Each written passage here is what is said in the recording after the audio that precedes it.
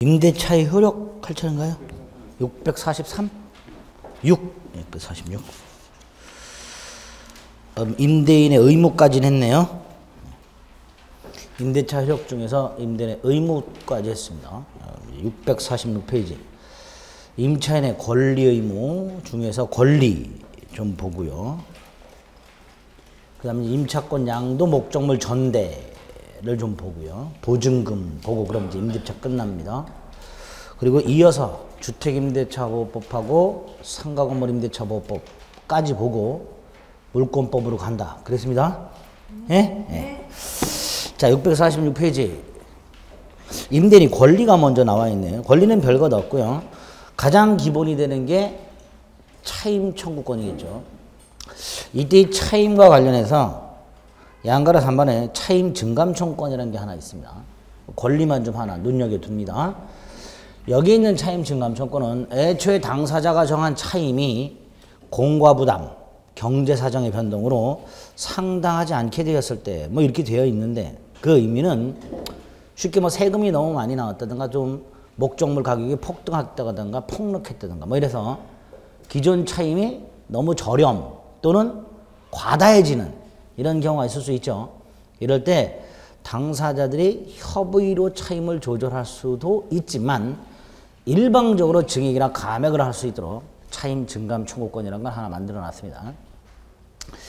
첫째로 이 차임 증감 청구권은 상대방의 동의나 승낙이 필요 없는 형성권이라는 거 먼저 한번 기억하셔야 되고요. 형성권. 두 번째로 이 차임 증감 청구권에 대해서 상대방이 이의하는 것까지 막지는 않습니다. 그래서 만약에 어느 한쪽이 일방적으로 차임 증액을 청구하거나 또는 감액을 청구했을 때 뭐 임대인은 증액을 청구할 것이고요. 임차인은 감액을 청구하겠죠. 이럴 때 당사자인 상대방이 이의를 하게 되면 재판으로 갈 수 있게 됩니다.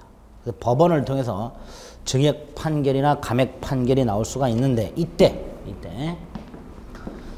증액이나 감액을 청구한 시점부터 법원을 통해서 증액 또는 감액이 판결이 날 때까지 시간차가 좀 있죠? 이 경우 판결 확정 시부터 증액 또는 감액 판결이 나오는지 효력이 나오는지 아니면 증액 감액 판결은 이때 나왔다 하더라도 증액이나 감액의 효과는 청구 시로 소급하는지에 문제가 생기는데 우리 대법원 소급한다. 증액이나 감액의 효과는 판결 확정 시부터 발생하는 것이 아니라 청구 시로 소급한다. 그거 하나 좀 조심을 해주시면 됩니다. 됐죠? 동그라미 3번에 있지요?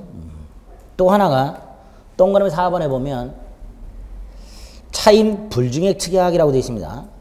근데 이 차임 증감 청구는 동그라미 1번의 두 번째 줄에 있듯이 강행 규정입니다. 강행 규정이니까 동그라미 4번 임대인은 차임을 증액하지 않기로 한다. 차임 불증액 특약이 있죠.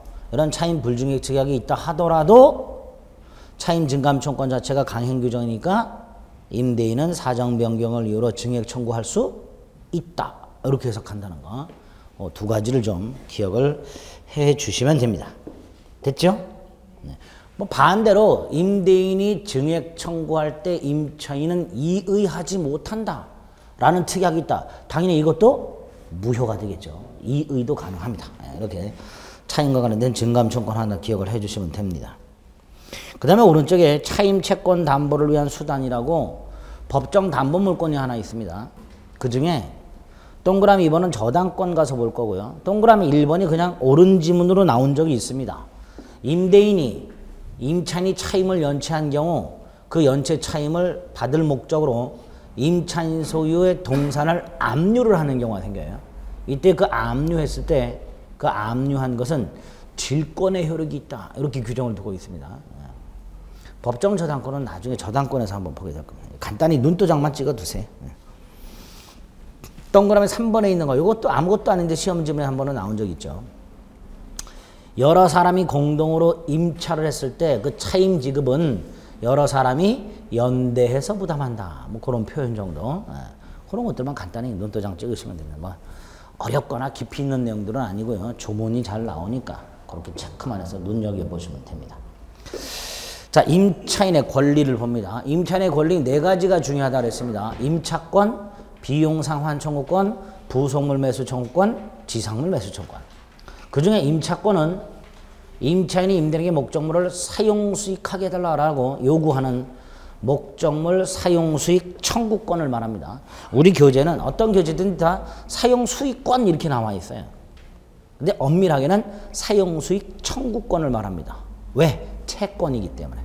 사용수익 청구권인데 채권에 불과하니까 기본적으로 대항력이라는 게 없지요. 그렇죠? 따라서 이런 경우 지난주에도 말씀드렸지만 갑소유 땅에 우리 임차권을 갖고 있다.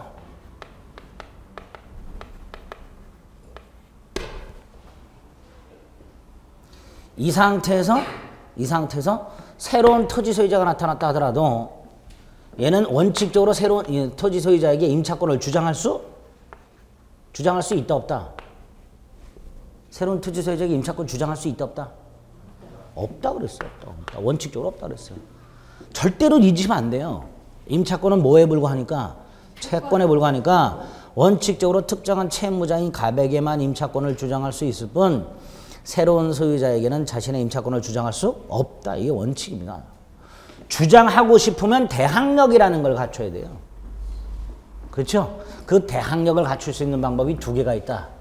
민법 621조하고 622조.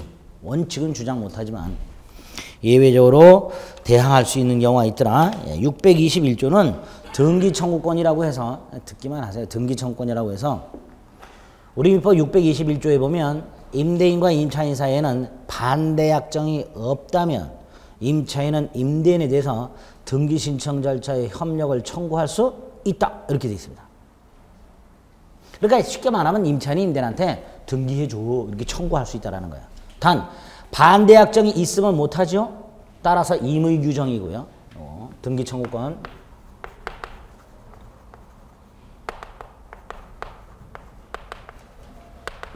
두 번째로 형성권이 아니라 청구권입니다. 청구권이기 때문에 임차인이 등기해줘라고 청구했을 때 임대인이 싫어. 그럼 끝입니다. 다시 말해서 임대인은 등기 신청 절차에 협력을 해줄 의무가 없다. 의무가 없어. 단순한 청구권에 불과합니다.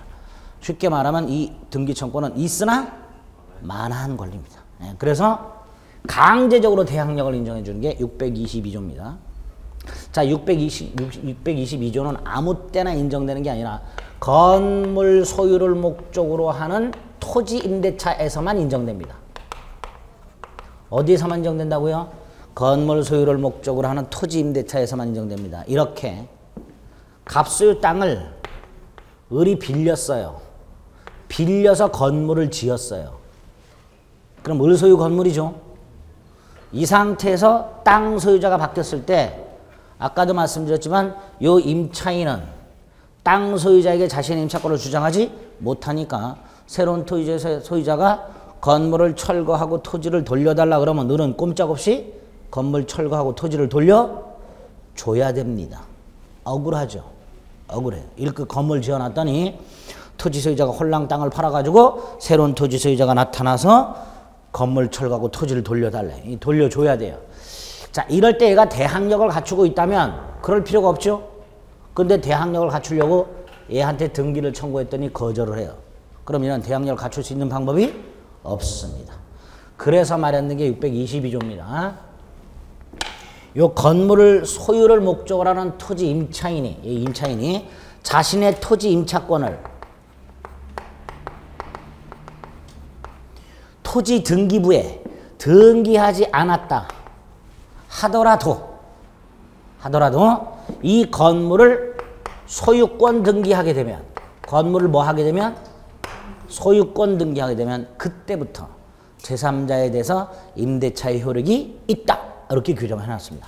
그래서 이 을이 잽싸게 건물 소유권 등기를 하게 되면 제3자에게 대항력을 가질 수 있게 됩니다. 여기 622조 대항력이에요. 당연히 제3자가 나타나기 전에 건물을 등기해야 돼요.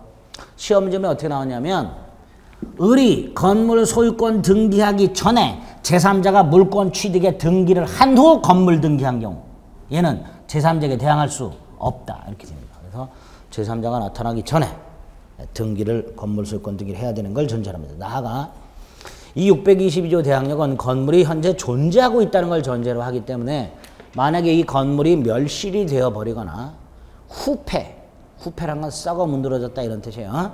건물이 멸실 또는 후패해버리면 대항력은 상실되도록 622조 1항에서 규정을 두고 있습니다. 그래서 임차권은 기본적으로 채권이라서 대항력이라는 게 없다. 그런데 민법에는 대항력을 갖출 수 있는 방법이 두 개가 있다. 이 두 개 각각의 의미를 좀 생각해 주시면 됩니다. 됐죠? 이게 임차권에서 봐두셔야 될 내용입니다. 우리 교재는 622조 내용이 있네요. 622조 1조하고 622조하고. 자, 두 번째 권리가 비용상환 청구권입니다. 다음 페이지 안 가로 3번. 우리 지난주에 임대인이 목적물에 대한 수선 의무가 있다 그랬죠? 비용도 누가 부담해요? 임대인이. 따라서 만약에 임차인이 먼저 비용을 부담했다면 당연히 임차인은 임대인에게 뭘 요구할 수 있다? 네, 비용 상환을 청구할 수 있다. 이렇게 될 거예요. 626조. 자, 두 가지가 있습니다. 필요비하고 유익비. 필요비라는 건 그 626조 1항에 있는 보존에 관한 필요비라고 되어 있죠. 결국 수선에 들어가는 비용을 말하는 거고요. 유익비는 2항에 있습니다. 목적물의 가액을 증가시킨 비용 이렇게 됩니다. 어쨌든 필요비와 유익비는 모두 다 청구할 수 있는데 이때 필요비하고 유익비를 언제부터 언제까지 청구할 수 있는가? 이걸 좀 기억하실 필요가 있습니다. 언제부터 언제까지 청구할 수 있는가?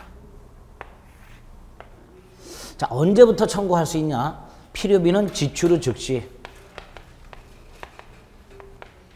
즉 임대차 존속 중에도 필요비는 청구할 수 있다 없다? 있다. 반면에 유익비는 일단 임대차가 종료가 돼야 되고요. 가액 증가가 현존해야 돼요.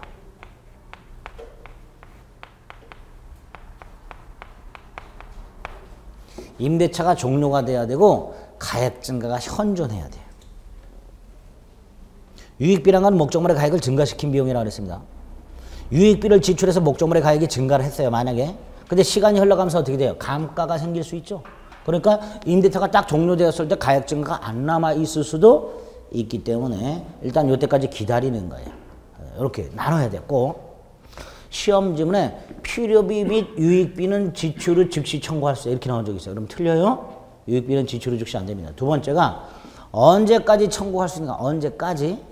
6월까지. 이때 언제부터 6월이냐? 언제부터? 여기에 임대인에게 목적물을 반환한 날, 즉 임대인이 목적물을 반환받은 날로부터 6월이고요. 요 6월을 가로 넣기로 낸 적이 있습니다. 가론에 들어갈 기간을 골라라 이렇게 1월, 3월, 6월, 1년, 2년 뭐 이렇게. 조심하실 것은요. 요 임대인이 목적물을 반환받은 날 요거는 그 반환받은 날부터 청구할 수 있다가 아니에요. 요 임대인이 목적물을 반환받은 날은 요 6월의 기산점일 뿐 임대인이 목적물을 반환받은 날부터 청구할 수 있다가 아니니까 조심하셔야 됩니다. 언제부터는 요거고요. 언제까지가 이건데 그때 그 6월의 기산점이 요거일 뿐입니다. 착각하시면 안 됩니다. 어쨌든 626조 1항, 2항, 3항 이렇게 돼 있죠. 그 다음에 밑에 동그라미 2번의 유익비에 보면 네 번째 줄에 유익비란 목적물의 객관적 가치를 증가시킨 비용이라고 되어 있습니다. 그럼 당연히 임차인의 특수 목적에 지출한 비용 유익비도 아니다. 아니겠죠. 밑으로 쭉 내려가면 음식점을 운영하기 위해서 부착한 시설물, 간판, 주방시설 이런 것들은 원칙적으로 임차인 특수 목적 시설비죠. 이런 건 당연히 유익비 상환 청구의 대상이 아니다. 이렇게 되겠죠. 그래서 목적물의 객관적 가치를 증가시킨 비용을 말하게 됩니다. 그 다음에 이런 필요비, 유익비 모두 다 목적물에 지출한 비용입니다. 만약에 나중에 임대인이 이 필요비와 유익비를 돌려주지 않으면 임차인은 비용 줄 때까지 물건 못 줘 라고 유치권을 행사할 수 있습니다. 뭘 행사할 수 있다고요? 유치권. 오른쪽 동그라미 5번 유치권을 행사할 수 있다. 단 6번 비용 상환 청구는 무슨 규정? 임의 규정입니다. 임의 규정이란 건 뭐 할 수 있다라는 거예요? 포기.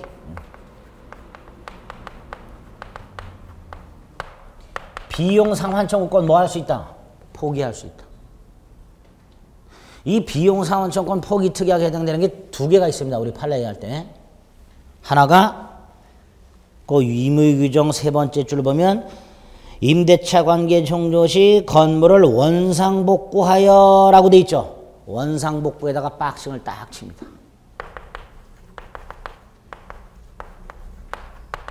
원래요. 원래 이 특약이 없어도 임차인은 원상복구 의무가 있어요. 이 특약이 없어도. 그런데 임차인에게 원상복구 의무가 있는데 원래 있는데 당사자가 굳이 이렇게 특약을 했어. 원상복구하여 명도하기로 한다. 만약에 굳이 그 특약을 했다면 그 특약은 이걸로 봐버려요. 우리 판례가. 특약 없어도 임차인은 무슨 의무가 있다? 원상복구 의무가 있어요. 그러니까 굳이 특약할 필요가 있다 없다? 없죠. 없는데 굳이 했다. 그러면 그걸 뭘로 본다? 비용상환청권 포기 특약으로 봐버립니다. 그래서 함부로 원상복구 약정 해주면 안 돼요. 임차인 입장에서는. 예? 또 하나가 건물 임차인이 건물을 증축을 하되 이 증축한 부분을 임대인에게 귀속시키기로 일단 건물 임차인이 건물을 증개축해서 증개축한 부분을 임차인이 사용수익을 합니다. 사용수익을 하지만 그 소유권은 누구한테 귀속시키기로? 임대인에게 귀속시키기로 했다면 임차인은 나중에 이 증축한 부분을 원상복구해야 될 의무를 면제받는 대신 증축비용 상환 청구권을 포기한 걸로 봅니다. 이것도. 결국 키워드를 기억하시자. 우리 판례니까 원상복구하여 명도하기로 어쩌고 저쩌고 특약. 임차인이 증축하되 증축한 부분은 임대인에게 귀속시키기로 어쩌고 저쩌고. 요 말 두 개가 딱 나오면 아 이건 비용상환청구권 포기 특약으로서 유효. 딱 고르실 수 있어야 돼요. 아시겠죠? 예? 판례니까. 두 번째. 좀 전에 비용상환청구권에 터져봐 임차인은 유치권 행사할 수 있다고 그랬죠? 그런데 그걸 포기했어요? 그럼 뭐도 포기한 거예요? 유치권도 포기한 거죠.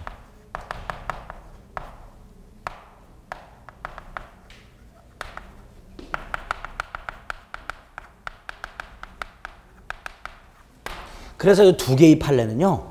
유치권에 가면 여기에도 나와요. 유치권 성립을 배제하는 특약에도 나와요. 뭘 포기한 거니까? 비용상환청구를 포기한 거니까. 아시겠죠? 네. 그렇게 기억해 두시면 됩니다. 됐고요. 자, 부속물 매수 조건이 나왔습니다. 임차인의 권리 세 번째. 부속물 매수 조건은 자, 첫째로 기억하실 게 아무한테나 인정되는 게 아니라 건물, 기타, 공작물, 임차인에게만 인정된다는 거. 누구한테만 인정된다는 거? 건물, 기타, 공작물, 임차인에게만. 물론 나중에 건물, 기타, 공작물의 적법전차인에게도 인정이 됩니다. 뒤에서 볼 거고요. 기본적으로 건물, 기타, 공작물의 임차인에게 인정됩니다. 그래서 다음 페이지에 보면 건물, 기타, 공작물의 임차인이 임대인에게 부속물 매수를 청구할 수 있다 이렇게 되어 있습니다. 자, 거기서 박싱을 할 게 하나 있는데요. 두 번째 줄로 보면 임대차 종료라고 되어 있죠. 그거 박싱합니다. 임대차 종료 시 그걸 박싱 하시라니까. 그거 하고요. 오른쪽 651페이지 밑에서 세 번째 줄 보면 오른쪽 페이지 651페이지 밑에서 세 번째 줄 보면 임대차의 기간이 만료한 경우라고 되어 있습니다. 그걸 박싱합니다. 그럼 아까 봤던 거는 임대차가 종료한 경우고 요거는 기간이 만료한 경우죠. 이걸 바꿔서 낸 적이 있어요. 틀린 걸로. 부속물 매수 조건은 기간 만료한 때, 지상물 매수 조건은 종료한 때 이렇게 출제한 적이 있습니다. 아무도 못 찾아냈어요. 그날 그 시험. 그럼 굳이 왜 이걸 바꿔서 출제했는가? 다르기 때문에 그래요. 임대차 종료와 기간 만료는 얼핏 보면 같은 것 같아도 달라요. 왜냐하면 종료에는 기간 만료만 있는 게 아닙니다. 당사자가 합의 해지하는 것도 종료고요. 일방적으로 해지하는 것도 종료고요. 목적물이 멸실된 경우도 종료되고요. 그렇죠? 기간 만료된 경우도 종료가 되고. 그래서 종료 사유 중에 뭐가 있을 뿐이에요. 기간 만료가. 그래서 부속물 매수 조건은 임대차 종료시고요. 지상물 매수 조건은 기간 만료한 경우라는 거 반드시 구별을 먼저 해두셔야 돼요. 아시겠죠? 자, 어쨌든 다시 부속물 매수 조건으로 돌아가면 임차인은 행사할 수 있는데, 자, 이때 이 부속물의 개념이 건물 기타 공작물의 일부가 아니라 독립한 물건. 지금 저 TV 달려있는 거 건물의 일부예요? 나중에 떼어갈 수 있어요? 떼어갈 수 있죠. 반면에 이 닥트 속에 이 매립되어 있는 에어컨은 어때요? 저건 좀 그렇죠. 그래서 TV하고 에어컨을 딱 보게 되면 여러분들은 아, 저 에어컨은 건물의 일부가 되어버렸구나. 물론 스탠드 에어컨은 건물의 일부가 아니겠죠. 그 다음에 저 TV도 저 TV는 건물 일부가 아니고 마이크는 어때요? 떼갈 수 있겠죠. 저 CCTV는 어때요? 저것도 떼갈 수 있을 것 같아요. 그렇죠? 그러면 TV, 매립형 에어컨, 마이크, CCTV, 그 다음에 저거, 스위치, 저건 일부, 이렇게 되겠죠. 그럼 결국 일부가 됐냐, 독립이 됐냐, 대부분 직관적으로 판단할 수 있죠. 이 중에 독립된 것만 부속입니다. 두 번째로 당연히 누구 소유예요? 임차인 소유. 세 번째로 객관적 용도에 제공된다 해서 다른 목적으로도 쓸 수 있는 경우, 예컨대 여기가 학원이 아니라 병원, 헬스클럽, 노래방 등등이어도 사용할 수 있는 물건 인 경우에 부속물 매수 청구의 대상입니다. 저 강의용 마이크는 애매하죠. 저 큰 TV도, 대형 TV도 강의 송출용 이외에는 뭐 헬스클럽 같은 데서 써먹을 수 있나? 좀 그런 느낌이 들죠. 그래서 객관적으로 쓰여지는 물건, 즉 다른 임차인도 사용할 수 있는 물건. 만약에 여기 강의 촬영용 카메라가 붙어 있다, 천장에. 부속물이겠지만 그 카메라는 촬영용으로만 쓰지 헬스클럽에서 그걸 달아놓고 이렇게 촬영하진 않을 거 아니에요. 그렇죠? 반면에 입구에 붙어 있는 번호키 같은 건 어때요? 현관문 입구에. 그건 누구도 쓸 수 있겠죠? 아, 누구도 쓸 수 있다. 이게 객관적 용도예요. 그래서 부속물의 개념은 일단 여기서 말하는 부속물의 개념은 독립물이면서 임차인 소유고 객관적 용도에 제공되는 것. 여기에 해당이 돼야 됩니다. 이런 부속물 중에서 두 가지만 돼요. 하나가 임대인 동의받아서 부속시킨 경우 하고요. 임대인으로부터 매수한 경우 하고요. 두 가지만 부속물 매수 청구의 대상입니다. 밑에 보면 동그라미 3번에 요건이 있죠? 위에 부속물의 요건 두 줄 하고요. 부속물의 요건 두 줄 있죠? 따라서 간판 따위는 아닐 것이고요. 밑으로 쭉 내려가면 요건 두 번째 거 임대인 동의를 얻었거나 임대인으로부터 매수한 거. 그렇죠?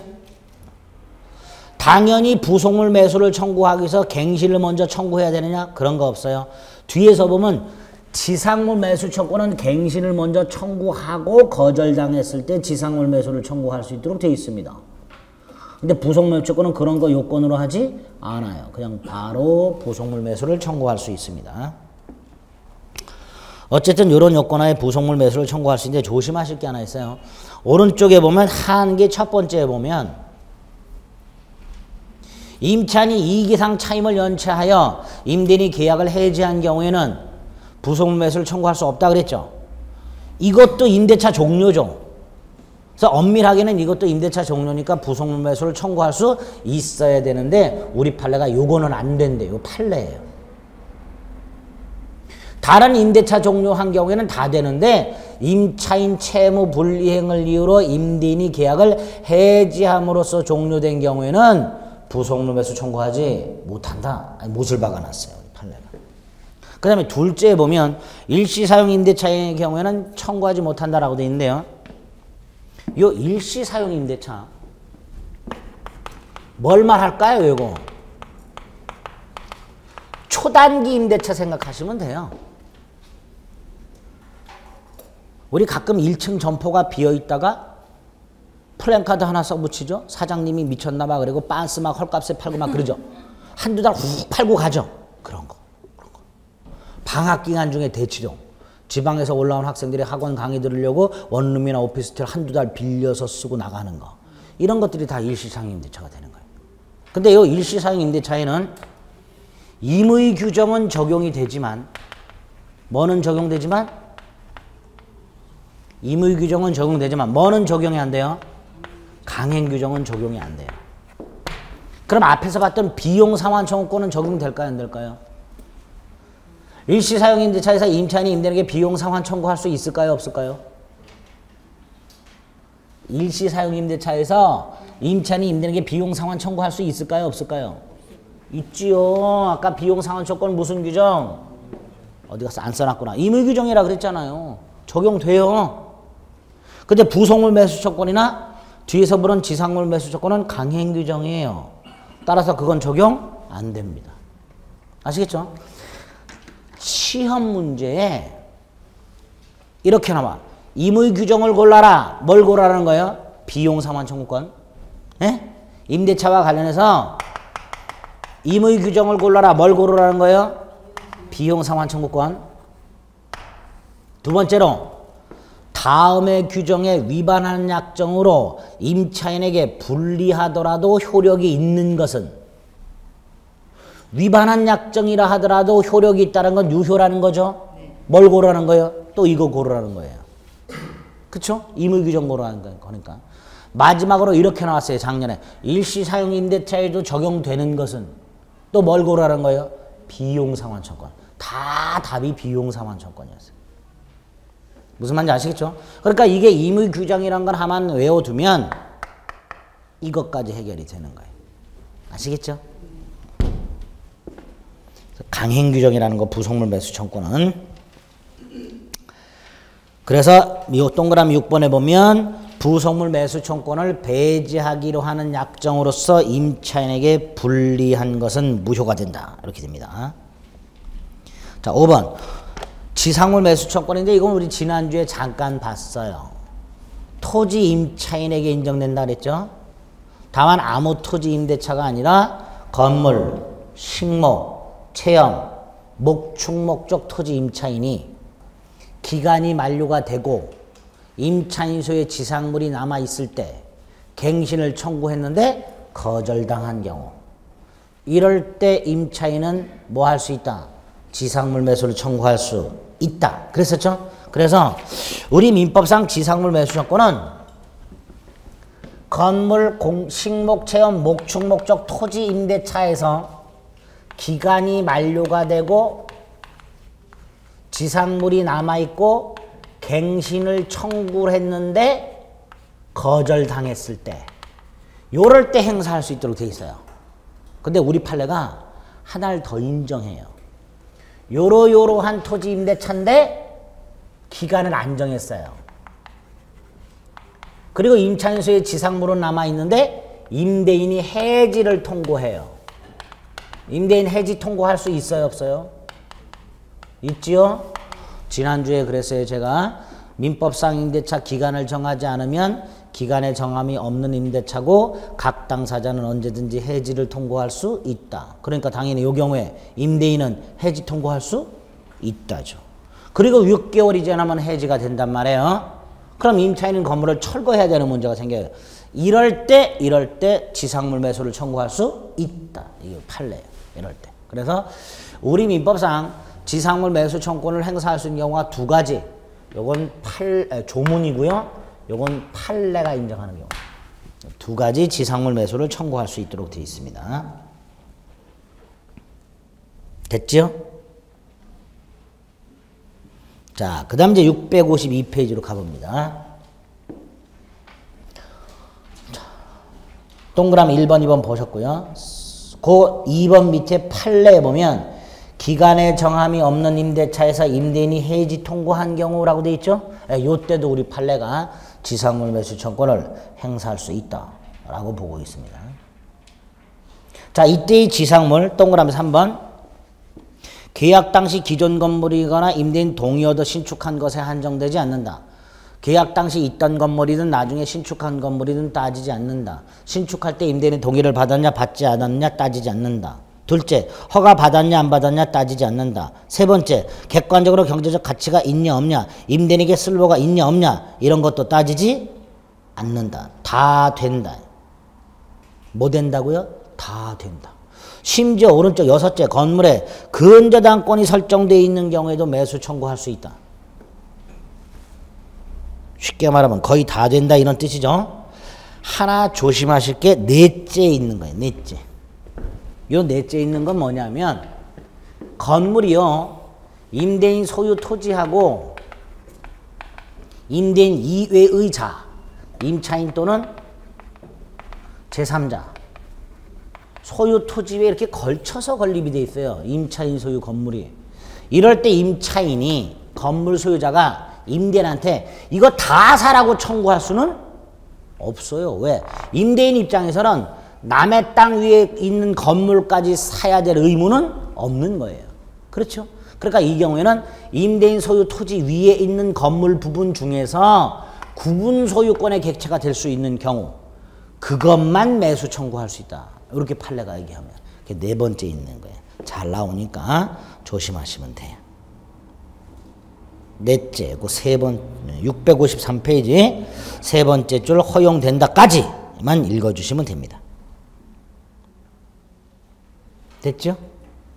당연히 맨 밑에 줄 임차인 채무 불이행을 이유로 계약이 해지된 경우에는 당연히 매수 청구할 수 없다. 이렇게 되겠죠. 자, 그래서 지금 중요한 임차인의 권리 네 가지 살펴봤고요.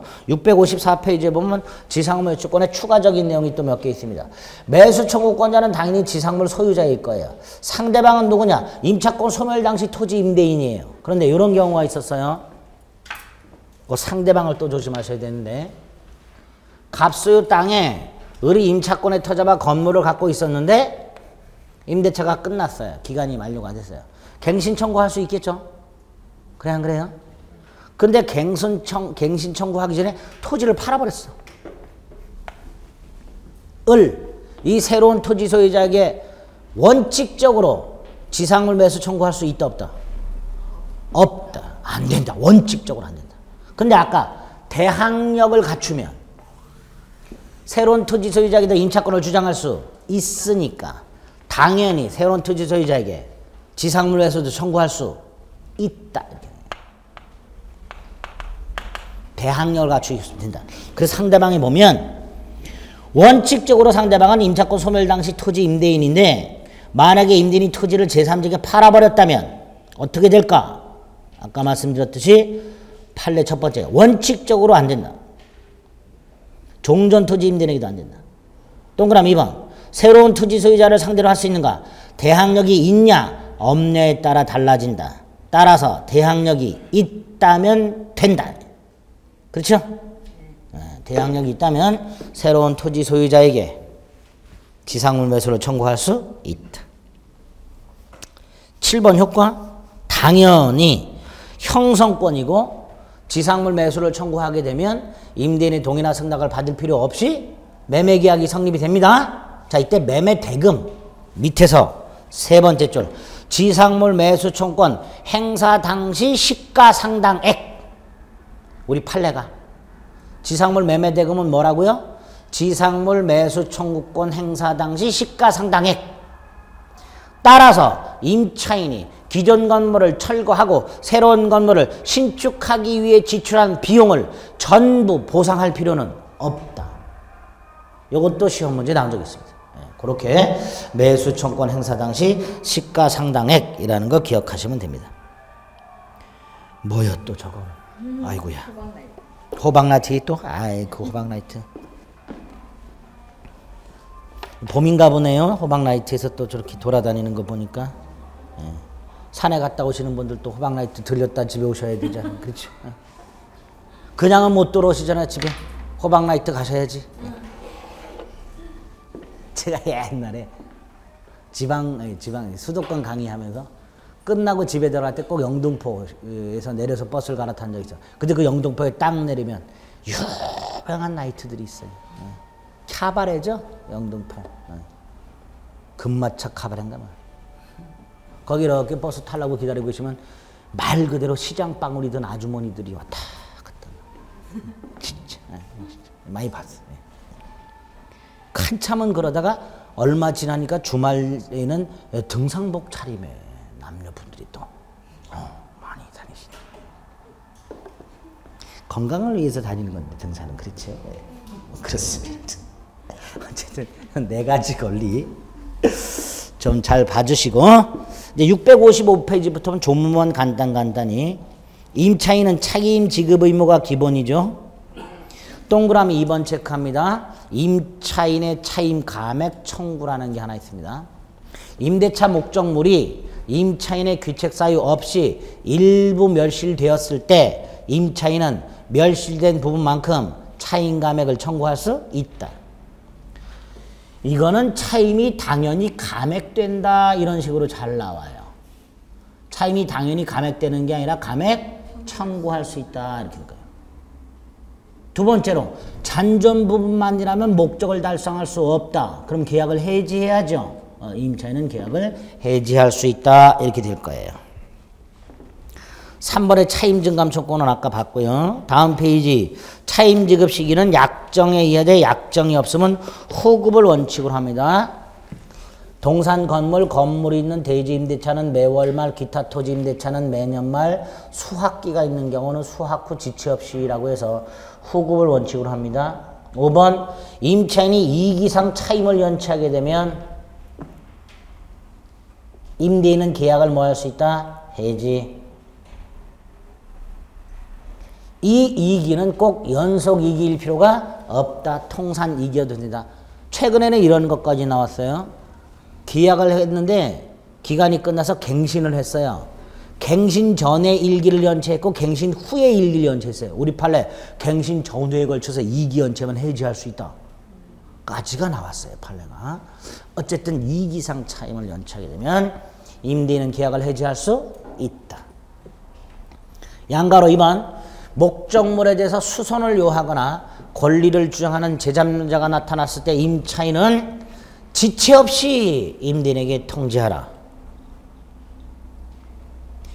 다만 임대인이 이미 안 때는 통지할 필요가 없다.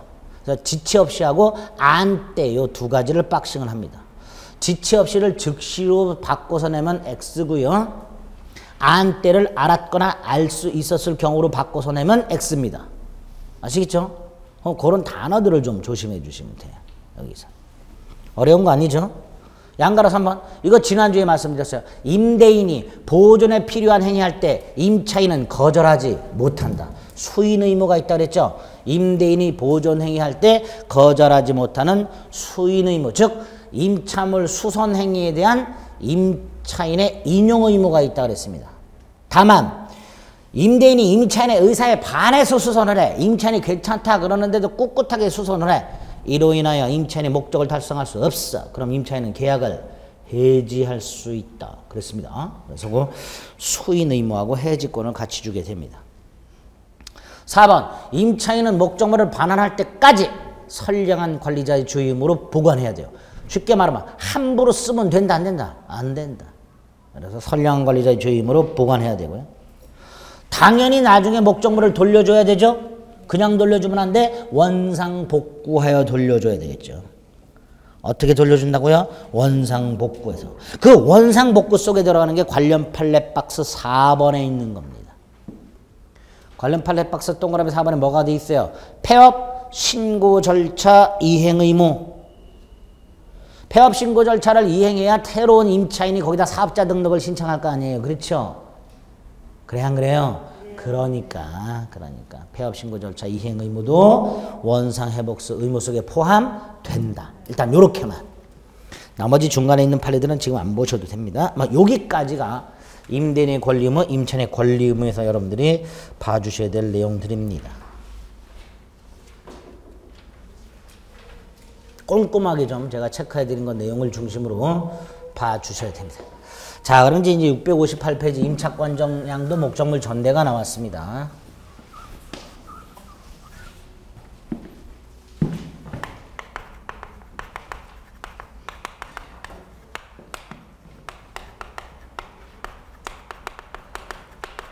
임차권 양도는요. 갑이 을에게 임대차를 하고요. 을이 병에게 자신이 갖고 있는 임차권을 팔아요. 이렇게 임차권 양도가 있게 되면 을은 이 관계에서 탈퇴를 하고요. 갑과 을 사이의 임대차 계약 관계가 동일성을 유지한 채 갑병 사이의 계약 관계로 바뀌어버리게 됩니다. 이게 임차권 양도고요. 목적물 전대는 갑이 을에게 빌려준 물건을 을이 병에게 다시 빌려주는 걸 말합니다. 따라서 전대차가 있게 되면요. 을은 이 관계에서 탈퇴하지 않고요. 갑을 간의 임대차 계약 관계와 을병 간의 전대차 계약 관계가 병존하는 형태가 됩니다. 이게 목적물 전대예요. 계약 당사자는 을병입니다.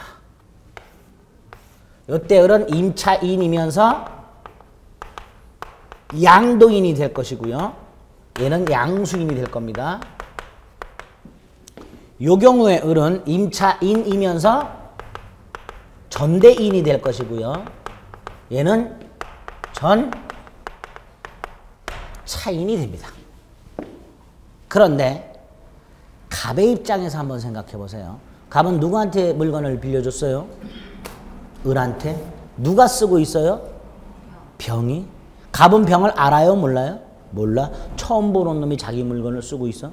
그래서 을을 불러요. 야, 내가 너한테 빌려준 물건 왜 저놈이 쓰고 있냐? 을이 뭐라 그래요? 내가 빌려줬어.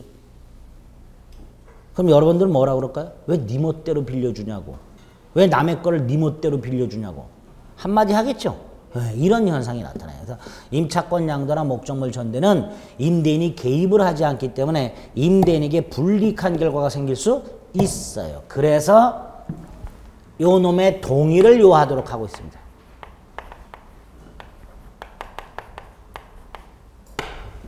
그래서 임차인은 임대인 동의 없이는 임차권을 양도하거나 목적물을 전대하지 못한다. 만약에 임대인 동의를 받지 않았다. 그러면 임대인은 임차인과의 계약을 해지할 수 있다. 이렇게 해놨습니다. 임대인 동의를 받지 않고 양도 전대했을 때 양도 전대차 계약이 무효다 라고 해놓은 게 아니고 해지할 수 있다 이렇게 해놨습니다. 을과의 계약을. 그럼 결국 이 동의는 임차권 양도나 목적물 전대차 계약의 효력 요건은 아니지요. 즉 동의 없다 하더라도 계약 자체는 유효해요. 다만 갑이 을과의 계약을 해지할 수 있을 뿐입니다. 그렇죠? 또 동의가 없다면 이 병이 갑에게 찍소리를 못해요. 병이 갑에게 자신의 권리를 주장을 못합니다. 그래서 임대인의 동의는 임차권 양도나 목적물 전대차 계약의 효력 요건이 아니라 양수인 또는 전차인이 임대인에게 대항하기 위한 요건 이렇게 해석을 합니다. 두 번째로 이 동의는 사전 동의여도 되고 사후 동의여도 되고 한 번 한 동의는 철회할 수 없고 뭐 이런 특징들을 갖고 있습니다. 그래서 658페이지 임차권 양도 전대를 일단 비교해 놨고요. 양가로 2번 임대인 동의 효력 발생 요건이 아니라 뭐다? 대항 요건이다. 그래서 동의가 없는 양도나 전대차 계약도 일단은 어떻다? 유효하다. 그 다음에 양가로 3번 만약에 동의를 받지 않았다면 뭐 할 수 있다? 해지할 수 있을 뿐이다. 임대인은. 을이 갑의 동의를 받지 않고 임차권을 양도하거나 목적물을 전대한 경우에 갑은 을과의 계약을 해지할 수 있도록 해놨습니다. 그 세 가지가 일단 기본 틀이에요. 그리고 무단양도, 무단전대 법률관계 여기에 굉장히 많이 나옵니다. 무단양도, 무단전대. 무단양도와 무단전대는 법률관계가 일단 똑같아요. 똑같아요. 갑이 을에게, 을이 병에게 그런데 갑이 동의를 안 했어. 이게 임차권 양도든 전대든 똑같습니다. 일단은 둘 사이의 계약은 유효하다. 유효하죠. 대신 을은 갑의 동의를 받아줄 의무를 부담한다. 만약에 을이 갑의 동의를 받아주지 못하면 병은 을을 상대로 이 계약을 해제하고 손해배상을 청구할 수 있다. 일단 을병 간의 관계는 이렇습니다. 두 번째로 갑을 사해서 갑은 을과의 계약을 뭐 할 수 있다? 해지할 수 있다. 그렇죠? 해지할 수 있다. 세 번째가 갑과 병 사이의 관계. 제일 중요합니다. 병은 갑에 대한 관계에서는 불법 점유자예요. 그렇죠? 병은 갑에 대해서는 뭐라고요? 불법 점유자. 그래서 갑은 병에게 물건 돌려달라, 방해를 제거해라 청구할 수 있겠죠? 또 얘가 사용하고 있으니까 무단, 갑의 입장에서는 무단 사용하는 거잖아요. 그러니까 사용료 내놔라, 부당이득, 손해배상 청구할 수 있다. 이렇게 됩니다. 그런데 이거를 이렇게 지금 제가 분명히 할 수 있다 그랬죠. 이거를 우리 대법원이 나눠요. 갑이 을과의 계약을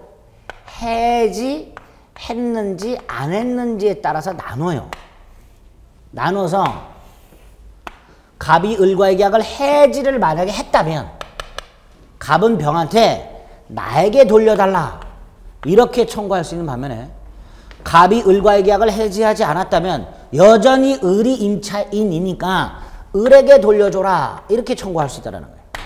또 갑이 을과의 계약을 해지했다면 갑은 을에게 차임을 더 이상 청구를 못하죠. 그러니까 병에게 부당이득을 청구할 수 있는 반면에 갑이 을과의 계약을 해지하지 않았다면 갑은 여전히 을에게 뭘 청구할 수 있으니까 차임을 청구할 수 있으니까 병을 상대로 불법행위 손해배상이나 부당이득 반환 청구할 수 없다. 이렇게 해석을 하게 됩니다. 그래서 요거를 요걸 정확하게 좀. 그래서 659페이지에 보면 임대인의 동의 없는 양도의 법률관계라고 무단양도가 있고 밑에 양가로 1, 양가로 2, 양가로 3 있죠? 다음 페이지 임대인의 동의 없는 임차물의 전대도 마찬가지입니다. 양가로 1, 양가로 2, 양가로 2, 양가로 3 이런 것들이 지금 말씀드린 그 내용들이에요. 특히 오른쪽에 보면 동그라미 3번에 임대인이 임차인과의 계약을 해지하지 않는 한 이거예요. 이거 잘 나와요. 해지하지 않는 한 특히 요거 병에 대해서 차임 상당의 부당이득이나 손해배상 따위를 청구할 수는 없다. 굉장히 많이 나와요.